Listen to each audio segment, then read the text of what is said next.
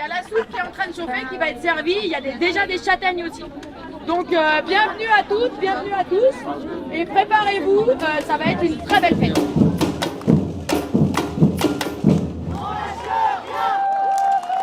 On est aujourd'hui à Privas, place de l'Hôtel de Ville, pour la mobilisation des centres sociaux. Est-ce que vous pouvez me raconter ce qui se passe autour de nous ? Alors, il y a plein de monde. Je vois de la soupe, il y a de la musique, il y a de la bonne humeur, il y a de la gaieté, il y a de la joie, il y a de l'envie. Est-ce que tu peux me dire pourquoi tu es là, toi ? Je suis là parce que le centre social, j'y tiens.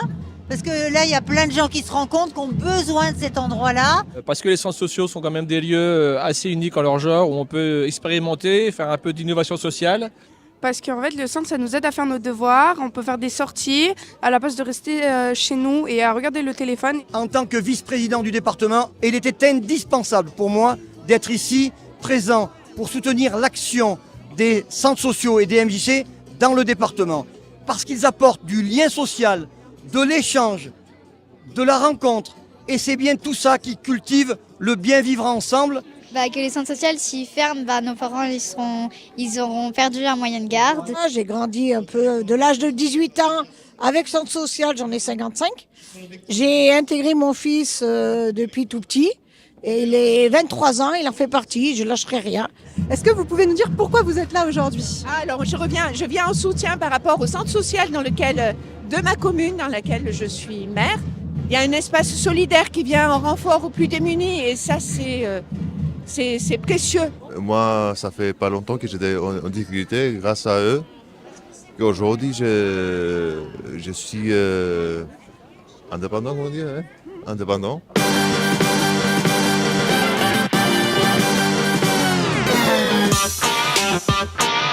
On est aujourd'hui sur la place de l'Hôtel de Ville de Privas avec l'ensemble du réseau, de notre réseau ardéchois des centres sociaux qui se mobilisent pour défendre leur modèle socio-économique.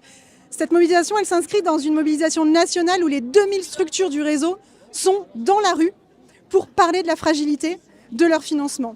Cette fragilité, elle est arrivée à cause de 3 raisons. La première, c'est l'inflation que tout le monde perçoit. La seconde, c'est l'augmentation des coûts de l'énergie qui pèsent sur les bâtiments des structures. Et la troisième, c'est l'évolution des coûts salariaux qui étaient fortement nécessaires dans nos réseaux pour ne pas fabriquer également de la précarité. Alors, on se retrouve ici avec des habitants, des élus, des salariés qui, tous ensemble, ont préparé la mobilisation en signant des cartes postales comme celle-là.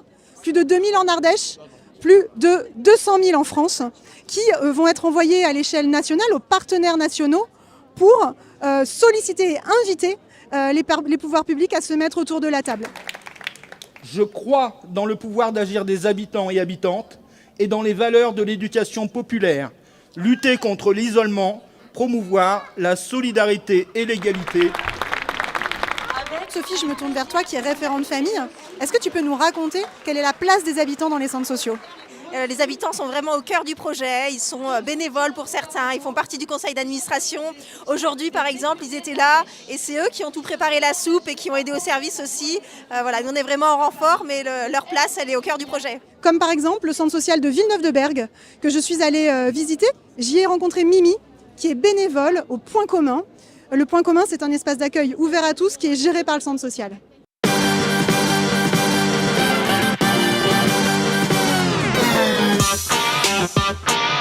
Je suis beaucoup au Point Commun. J'aime bien faire de la transformation de vêtements, comment on appelle ça, du recyclage. Et ça évite le gaspillage. Du coup, tu es bénévole au Point Commun. Qu'est-ce que ça t'apporte, toi ? J'en avais bien besoin parce que j'ai perdu mon mari, ça fait maintenant 2 ans et demi. Et je me suis trouvée vraiment solitaire et en même temps solidaire des gens qui viennent au Point Commun parce que c'est bien souvent des personnes qui sont un peu comme moi, qui sont seules. Ils ont une idée de fabriquer des petites cartes postales. Derrière ces cartes postales, c'est écrit « Je soutiens mon centre social parce que… » J'ai besoin moralement et affectivement et je me sens solidaire des autres pour certains qui sont seuls aussi, c'est ce que je disais. D'ailleurs, le rayonnement du centre social, c'est surtout c'est sa diversité en tout genre, quoi, en fait. Voilà, c'est ce que j'ai écrit. Et aujourd'hui, si ça disparaissait justement, si les centres sociaux disparaissaient, je sais pas ce que ça deviendrait. Je pense que c'est pas bon du tout, quoi. Parce que c'est presque les seuls qui peuvent venir au secours de la population la plus démunie. Les gens ont l'impression que ça a toujours existé, que ça existera toujours, mais justement, c'est bien là le problème. C'est que ça peut ne plus exister du jour au lendemain si on n'y est pas attaché.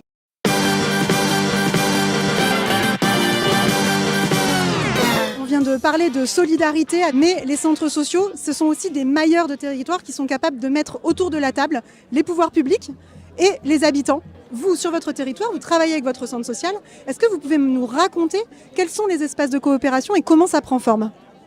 Donc le centre social du Pouzin, en l'occurrence, c'est vraiment l'espace où les élus, les citoyens et bien sûr le personnel du centre socio-culturel travaillent ensemble, échangent. Et à travers le centre socio-culturel, ça nous permet de toucher des habitants, et ce qui permet de fédérer et d'avoir vraiment une écoute de la population et une implication surtout de la population. On va maintenant retrouver Coralie qu'on est allé rencontrer, qui est la coordinatrice du centre de loisirs du centre social du Pouzin et qui va nous raconter son vécu au sein du centre.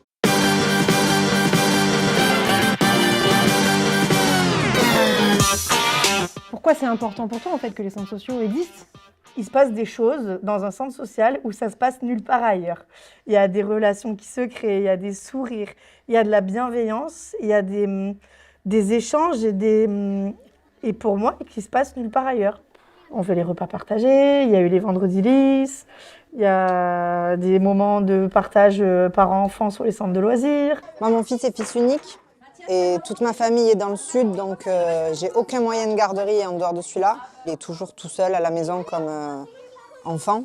En dehors du fait de la sociabilisation, c'est que moi, sans le centre social, je suis complètement coincée.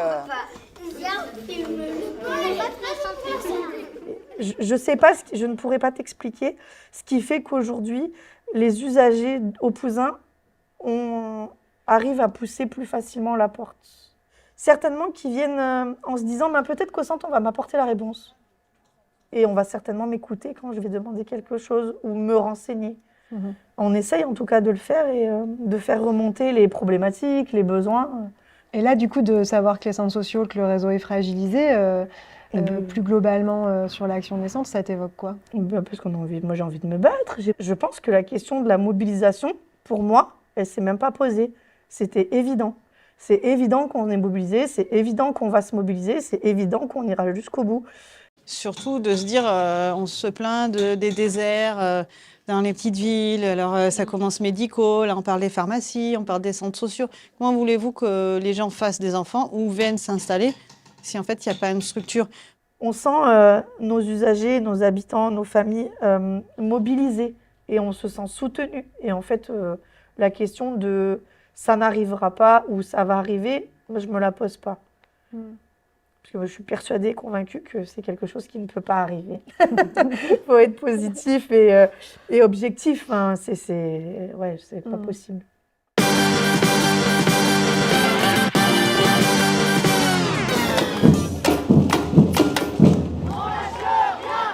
Cette mobilisation appelle à la co-responsabilité des pouvoirs publics et de notre réseau.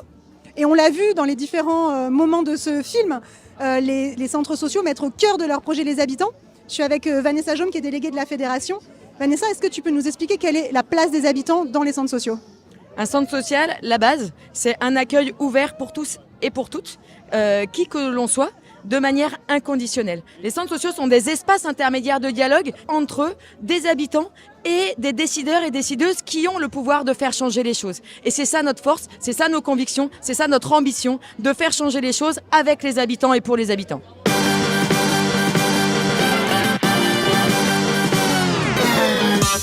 Tu es bénévole au centre social de Privas, à la MJC Centre Social de Privas, et tu es aussi Couleur des liens. Tu es aussi coprésidente de la Fédération ardéchoise des centres sociaux. Je suis arrivée en étant bénévole pour les ateliers sociolinguistiques. À Privas, c'est une des grosses activités du centre parce que Privas, il y a un centre d'accueil de demandeurs d'asile et il y a une convention qui est faite avec le centre social. Donc, on reçoit très régulièrement des personnes qui ont besoin d'apprendre le français.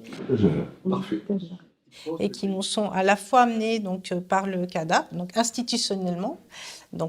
Donc c'est bien aussi que l'État a besoin aussi des centres sociaux pour faire ces activités-là. Et c'est bien parce qu'on est quand même une quinzaine aussi de bénévoles.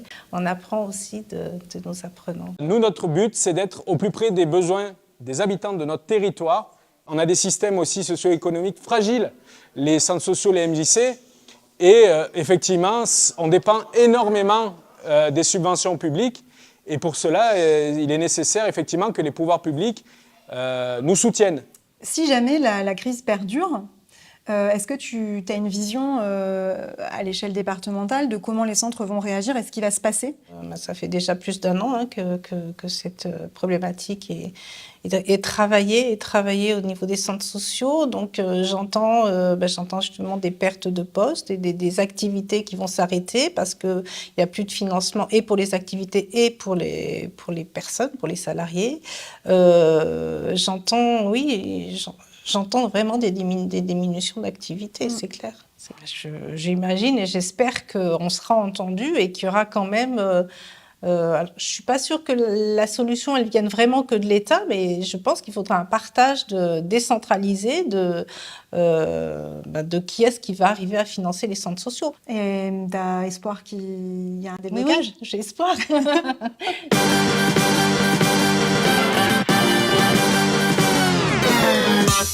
Toute cette mobilisation, l'ensemble des gens qui sont ici, la mobilisation nationale, ça montre à quel point les habitants, les bénévoles, les salariés sont attachés à ces structures de proximité et de lien social.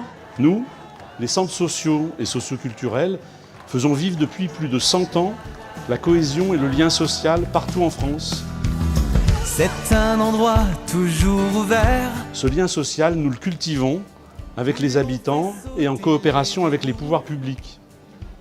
Acteurs d'éducation populaire, acteurs des politiques publiques et garants d'un accueil inconditionnel, nous sommes des ferments de dynamisme local, de solidarité, d'animation. Un lieu d'accueil et solidaire. Un appel aux responsables de la cohésion sociale est lancé afin que ceux-ci se mettent autour de la table et travaillent ensemble à construire des réponses structurantes. Et entre tous créer du lien. On est tous différents, c'est vrai, mais on est tous égaux. On partage nos valeurs, nos idéaux. Quand on donne, on reçoit, c'est là la clé des petits bonheurs. On construit des ponts pour un monde en couleur. La la la la la la la la la la. Enfants, seniors et vous ados, famille de tous les horizons. Il n'y a jamais quelqu'un de trop. Chez nous c'est comme à la maison. Parfois certains ont le cœur gros, comme laissés au bord du chemin. Ici on pose les fardeaux. On écoute et on tend la main. On est tous différents, c'est vrai, mais on est tous égaux. On partage nos valeurs, nos idéaux. Quand on donne, on reçoit, c'est là la clé des petits bonheurs. On construit des ponts pour un monde en couleur. On part en voyage, on passe des bons moments. Ça met un peu de joie dans le présent. On mélange les cultures, on y croit encore et encore. Un sourire sur les visages, ça vaut tous les trésors.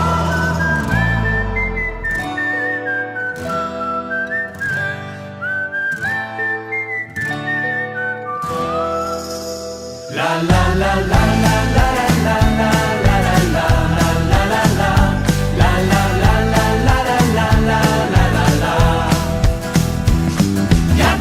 Choses à vivre, à faire dans les centres sociaux.